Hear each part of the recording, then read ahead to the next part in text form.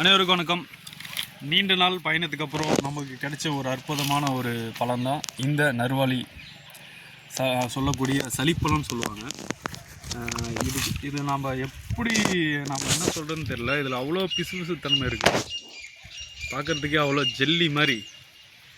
ஐயோ பாருங்க, நான் வாயில் வைக்கிறேன், அந்த ஜெல்லி மாதிரி பாருங்க. என் நாக்கில் இவ்வளோ பசு தெரியுதுங்களா? இதுதான் இந்த மரத்தோட ரொம்ப ஸ்பெஷல். ரொம்ப சுவையாக இருக்குது, ரொம்ப இனிப்பாக இருக்குது. வாய்களில் போட்டு அந்த ஜெல்லை மட்டும் பாருங்க, ஜெல்லை மட்டும் சாப்பிட முடியல, அவ்வளோ பசத்தன்மை அதிகமாக இருக்குது. ரொம்ப சுவையாக இருக்குது.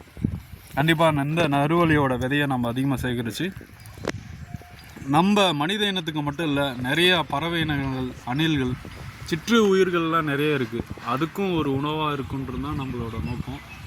இந்த மரம் இன்றைக்கி நிறைய இடத்துல அழிஞ்சிட்டு வருது.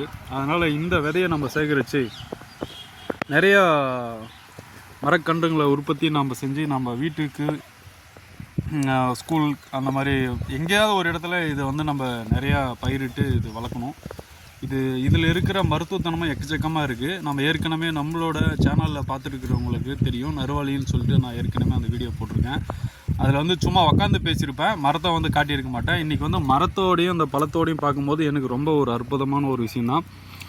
நம்ம மரபு ரீதியாக ஒவ்வொரு விஷயத்தையும் பார்க்கும்போது ரொம்ப ஒரு அருமையான ஒரு விஷயந்தான். அந்த வகையில் இந்த இலை கூட நம்மளுக்கு மருத்துவத்தன்மை. இது ஒரு 10 இலையை நம்ம பறித்து சுண்டை காய வச்சு அதை குடிக்க போகும்போது நம்ம தோல் நோய், அதை சொரியாசிஸ், ஸ்கின்னுக்கு தேவையான ப்ரொடெக்ஷன் இது கொடுக்கும். இந்த மரம் பார்த்திங்கன்னா நம்மளுக்கு சுமாராக ஒரு 15 அடி, அதாவது 20 அடி வரைக்கும் வளரக்கூடிய ஒரு மரம். இப்போ அமர் மேலே ஏறி இருக்கார், பழம் பறித்து நம்ம கொடுக்கறதுக்கோசரம் மேலே ஏறிக்கார் அமர்நாத் அவர். இந்த பழம் நீங்கள் நல்லா பார்த்தீங்கன்னா நம்மளோட கண்ணில் இருக்கிற அந்த விழிகள் எப்படி இருக்குமோ அந்த மாதிரி இருக்கும். அதுக்கு தான் நறுவிழின்னு சொல்லியிருக்காங்க. அதை நல்ல கண் பார்வை கிடைக்கிறதுக்காக இந்த பழத்தை நம்ம சாப்பிட்ருக்கோம். இந்த பழம் பார்க்கும் போதே உங்களுக்கு தெரியும், நம்ம கண் விழிகள் எப்படி இருக்கோ அதே போல் தான் இருக்கும்.